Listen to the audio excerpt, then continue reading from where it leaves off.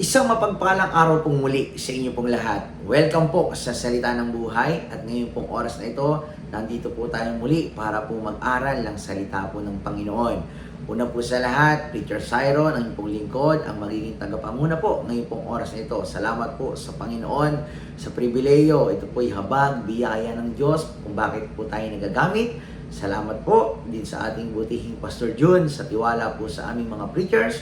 Salamat din po Pastor Eric sa patuloy pong paggabay. At syempre, sa mga deacons po natin and kapwa ko po preachers na patuloy pong nangangaral din po, nagtuturo po sa atin ng salita po ng Diyos araw-araw. Maraming salamat po sa inyo. Tayo po ay natututo na pagpapahala ng salita ng Diyos. Salamat din po sa mga kumakanta na nagbibigay po ng special number. Awitin nyo pa lang po ay blessing na. At pagpapala na po at ito po ay blessing na kung saan bago po tayo mag-aral ay meron pong mga makalangit na awit na tayo po ay naririnig. Maraming salamat po sa inyo. Siyempre, sa mga IT team po, sa mga editors po ng SND, maraming salamat po sa inyo. Ang inyo pong ministeryo ay hindi walang kabuluhan sa Panginoon. Ito po ay ginagawa nyo para mas lalong maunawaan, maintindihan ang ating mga viewers, mga makikinig po natin ang inyo pong ginagawa na pag-i-edit po para mas mapaganda at mapaayos po. Maraming salamat po sa inyo. At syempre sa mga manunood po na patuloy na nandiyan nakasuporta sa SNB noon hanggang ngayon ay nandiyan po kayo. Maraming salamat po from Luzon, Visayas, Mindanao at meron pa pong nasa abroad ay tumutuning po sa atin. Always welcome po kayo na patuloy pong sumuporta, makinig, manood ng salita ng buhay. At pong salita ng buhay ay nagiging lakas ng ating spiritual na buhay. So, hindi ko po kayo maisa-isa sa mga lagi pong nakatuning po dyan. So, pwede po kayong mag-type ng comment para po kayo po patuloy nating maramdaman at dyan po sa comment section, pwede pong mag-type, pwede pong mag-share, pwede pong mag-comment po dyan ng mga encouraging word po natin, no? So, syempre, especially BHBC family na patuloy po na kung saan itong programang ito ay tayo po ang gumagawa, tayo po yung pinaka-main, kaya dapat tayo po yung patuloy na sumuporta po sa salita ng buhay. Kung hindi man po natin mapanood ito online at na naka-live, pwede po natin ito panoorin kahit replay po, tayo po yung nandyan lang sa FB page po na kung saan makikita po natin yung salita ng buhay. At ginagarantiyahan ko po sa inyo na lahat po yan ng mga preachers, deacons po, pastor na kung saan na nagpipreach po, nangangaral po dyan, ay mabibless po kayo at matututo po tayo ng salita po ng Diyos. Kaya patuloy lang po tayong mag-tune in at don't tune out so sa salita ng buhay. So ngayon po, oras na ito, alam ko pong nakahanda, nakaready na po kayo. Tayo po ay mag-aaral ng salita po ng Diyos. Tayo po ay nandito, hindi po para mag-invite ng panibagong religion. Nandito lang po tayo para po mag-aaral ng Biblia. Tayo po ay mag-aaral ng salita ng Diyos. At tayo po, hanggat maaari, sinisikap po natin maihayag ng pinakamaayos na maunawaan po ng mga ating pong mga manonood at makikinig. So, nandito po tayo para magpatibayan, magpalakasan sa salita po ng Panginoon. So, ako po yung nilundo ng Diyos sa ating babasahin po ngayon sa aklat po ng Psalmist. Psalms 116 verse 1 and 2.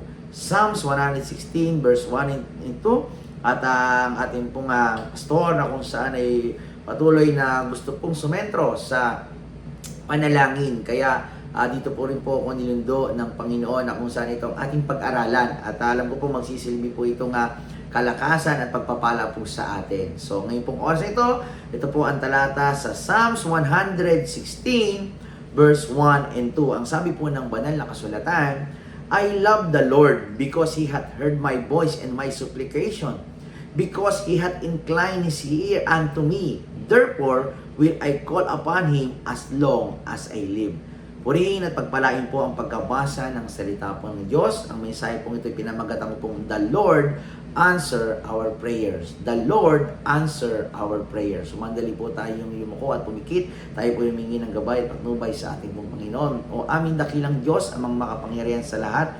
Panginoon, maraming salamat po muli Sa minsan pa kami po'y mag-aaral ng inyong salita. Patawad, Panginoon, sa aming pagkakasala, pagkukulang, at linisin niyo ang aming puso at isip upang ang aming pag-aaralan ay mangusap po sa amin ngayon pong oras na ito. Bigyan niyo po kami ng maayos na internet connection upang maihayag at mapakinggan po namin ito ng maayos. Lord, pagpalain niyo po ang bawat isa at pagpalain niyo po kami sa inyong pong salita ngayong pag-aaralan po namin. Ito po ang samot panalangin po namin sa dakilang pangalan po ng aming Panginoong Hesus. Amen at amen. So, sa ating pong binasa, sabi po dyan ng psalmist, I love the Lord because He heard my voice and my supplication.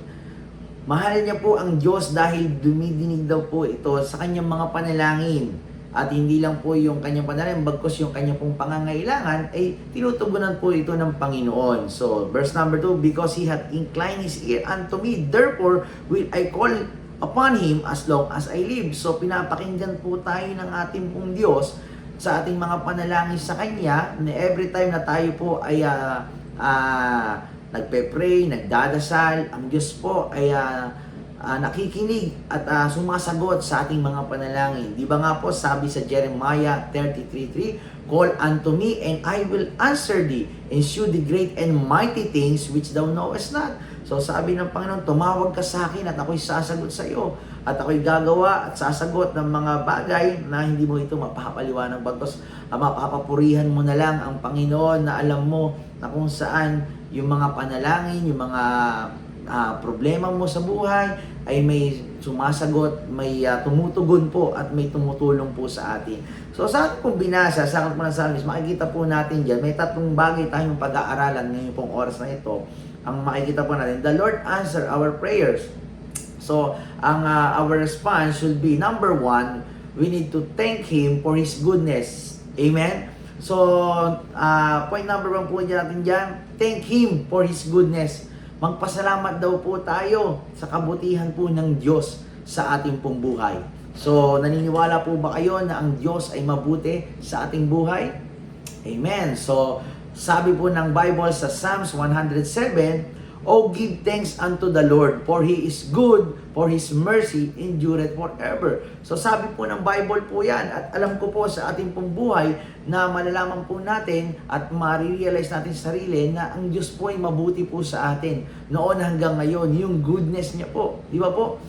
Yung kabutihan sa atin ng Diyos, yung provision niya po sa atin, hindi niya po tayo ginugutom. Nagkaroon ng time sa ating pong bansa, nagka-pandemya, wala pong mga Kristiyano ako nabalitaan na gutom, bagkus naglusugan pa nga po tayo. Di ba po? Yung provision, hindi tayo namatay sa gutom di ba po? Kumbaga, naglusugan pa.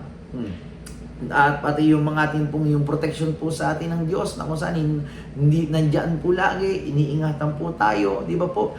Every time na umaalis po tayo ng bahay, tayo po ay nakakabalik ng ligtas, di ba po? Yun po yung protection sa atin ng Diyos. Kaya dapat po tayo magpasalamat sa Kanya. At yung promotion din po sa atin, di ba? Tayo nga po, kung espiritualidad ay nung wala pa po tayo sa Panginoon, di ba? Sa impyerno nga po pupunta yung ating kaluluwa, pero salamat sa Panginoon, tayo po ay Kanyang niligtas. Sabi po sa John 3:16, for God so loved the world that He gave His only begotten Son, that whosoever believeth in Him should not perish but have everlasting life. Na dapat po tayo ay sa impyerno pupunta, pero salamat sa kaligtasang binigay sa atin ng Diyos, sa langit na po tayo pupunta. Amen? Sabi po sa John 1:12, but as many as receive Him, to them gave He power to become the sons of God, even to them that believe on His name. Di ba? Bibigyan tayong karapatang maging anak ng Diyos. So, nasan ba ka Ama natin na nasa langit? So, yung promotion, di ba, na dapat po tayo sa hell, bandang muli tayo po sa heaven na. Kaya kung tayo po ay first time po na nakikinig po ngayon pong oras na ito, nandito po, ay tanggapin mo ang kaligtasan ng Diyos. Ito binibigay sa atin ng libre lang po at walang bayad. Ito'y buhay na walang hanggan. So, ayun po yun na dapat natin itong pasalamatan. At kung titingnan naman po natin dito sa ating buhay sa mundo, kung tayo man po ay noon ay hindi pa po tayo ganong pinagpala ng Diyos at kung tayo po ay nakakaalo-alwa na sa buhay, kumbaga ginhawa na po, pinopromote tayo na kung saan ay magpasalamat po tayo sa Diyos. At sa trabaho man po natin, di ba, napopromote po tayo, di ba? So, magpasalamat po tayo sa Panginoon. So, thank Him for His goodness. Mabuti po ang Diyos. Amen? At sabi nga po sa 1 Thessalonians 5:18, in everything give thanks, for this is the will of God in Christ Jesus concerning you. Kumbaga po, magpasalamat tayo ano man pong nangyayari sa buhay po natin, ano man po yung kinakain po natin, hindi man po araw-araw ulit yun, di ba? Ay kung ano man nakakain, magpasalamat po tayo kasi mayroon po tayong nakakain. Amen? At kung tayo man po, yung bahay po natin, hindi pa ganong mansyon, di ba? Magpasalamat din po tayo kasi mayroon po tayong natitiran. Marami pong tao sa kalsada po natutulog, di ba? Marami pong tao nagugutom. So magpasalamat po tayo sa Panginoon kung ano man po yung meron po tayo. So dapat nakita po ng Diyos na kung saan ang puso po natin dapat may pusong mapasalamatin. Huwag po tayong puro reklamo. So huwag po tayo puro hinaing, huwag po tayong puro negative. Kumbaga po sa buhay po natin dapat makita po natin yung positibo, yung kabutihan pa rin po ng Diyos ang makita po natin sa ating pong buhay. Ano man pong nangyayari sa ating buhay, lagi po natin isipin ay yung pinakamainam. At lagi niyo po tatandaan na mabuti pa rin ang Diyos sa buhay po natin. Amen? So, number 1, we need to thank Him for His goodness. Pasalamatan natin ang Diyos. At dito nga sa Psalmist, sabi nga po dyan, mahal niya ang Diyos kasi sumasagot ang Diyos sa kanyang mga panalangin. Ganon din po sa atin, marami na po tayong ipinanalangin sa Panginoon na kanyang sinagot. At kung minsan nga kahit hindi natin ito ipinanalangin ang Diyos tumutugon. Ang Diyos ay nagpo-provide sa ating mga pangangailangan. Ganun po kabuti ang Diyos po sa atin. So, point number 2, the Lord answer our prayers. So, our response should be, number 2, trust Him for His faithfulness. Trust Him. Magtiwala daw po tayo. At sabi po kasi diyan, because He hath inclined His ear unto me. Di ba po? Therefore, will I call upon Him as long as I live. Ibig sabihin po, mga kapatid, mga minamahal, kung bakit po dapat tayong magtiwala sa Diyos, nakikinig po siya sa ating mga panalangin. Sumasagot po siya sa ating mga panalangin. Di ba po, ang sarap po sa pakiramdam na kapag ikaw meron ka pong napagsasabihan ng iyong problema, yung mga bigat sa buhay, di ba alam mo yung kapag ito'y nasishare mo, gumagaan yung pakiramdam. So lalo na po sa Diyos na kung saan alam mo na nakikinig po siya, di ba, nandyan siya. So ang kailangan na lang natin pong gawin ay magtiwala po sa ating pong Diyos. So trust Him for His faithfulness. Mabuti po ang Diyos. Noon hanggang ngayon nandyan siya, tapat siya. Hindi siya nagkukulang, hindi niya tayo pinababayaan, hindi niya tayo iniiwan. So ang kabutihan at yung katapatan ng Diyos sa atin ay patuloy nating nararanasan. So, kailangan lang magtiwala daw po tayo sa ating pong Diyos. At ang Diyos naman ay katiwa-tiwala. Amen? So, sa tao nga po, nagtitiwala po tayo di ba? How much more sa ating pong Diyos na kung saan siya ang gumawa ng mundo, siya ang gumawa ng universe, siya ang gumawa ng kalangitan, siya lahat ang gumawa. Even tayo po yung special creation ng Diyos. So, pagtiwalaan po natin siya. Ang kailangan lang po, manampalataya, magtiwala po tayo sa Diyos. Sabi nga di ba po sa Proverbs 3:5, trust in the Lord with all thine heart and lean not unto thine own understanding. Di ba po? Kailangan po, tumiwala tayo sa Diyos. Magtiwala daw po tayo ng buong puso. Huwag po yung kalahati lang. Dapat po, buong puso, magtiwala tayo. Kaya anuman pong bigat ng problema po natin, ano man po yung ating problema financially, malaki yung kailangan nating bayaran, ano man yung lagi natin tandaan, mayaman ang Diyos po natin, kaya po ng Diyos bayaran po yan, di ba? Kung ang problema naman po natin ay emotional, meron tayong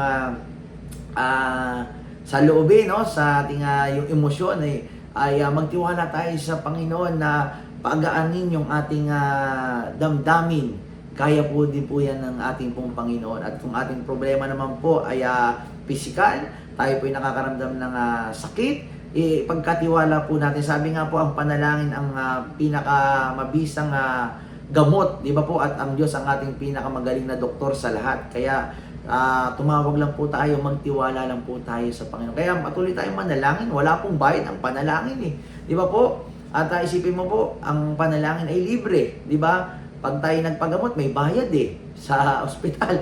So, pero ang panalangin ay libre, kaya sulitin po natin ito. Manalangin lang po tayo sa Diyos at magtiwala. Yun lang po yung ating pong gagawin at Diyos na po ang bahala. Amen? So, ayun po yun. Number 1, nakita po natin yung dapat daw po tayo ay maging mapasalamatin sa Diyos. So, we need to thank Him for His goodness, yung kabutihan ng Diyos. Pangalawa po, we need to trust Him for His faithfulness. Magtiwala daw po tayo sa Panginoon dahil siya po ay dakila, siya daw po ay tapat po sa atin, ay dapat po tayong tumiwala po sa Kanya. Hindi ko man po alam kung ano man pong problema yung ating mong pinagdaraanan, pero lagi mong tatandaan, merong Diyos na kung saan kapag nanalangin po tayo, merong Diyos na nakikinig po sa atin. Kaya manalangin lang po tayo ng manalangin. Libre po ito. Kung meron man po tayong gustong marating sa ating buhay, gusto man po nating managumpay, sabi nga din po ng ating pong butihing Pastor Jude, ang kailangan po ay manalangin lang po tayo sa Panginoon. Libre lang pong manalangin. At kapag tayo pinanalangin, alam natin mayroong Diyos na tutugon, mayroong Diyos na kung saan nandiyan po sa atin, nagagabay, mayroong Diyos na kung saan magpapalakas po sa atin.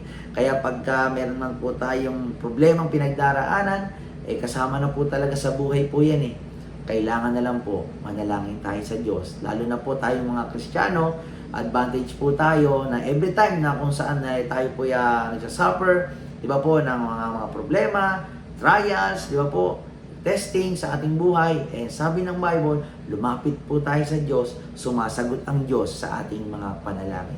Trust Him for His faithfulness. Magtiwala po tayo sa Diyos. Thirdly and lastly, the Lord answer our prayers. Our response should be, testify of Him for His greatness. Makikita po natin yan. I-testify daw po natin, ipatotoo. So, ipagsabi daw po natin ito. Sabi po ng Bible sa aklat po ng Mark, chapter 5, verse 19, sabi po diyan, go home to thy friends and tell them how great things the Lord hath done for thee.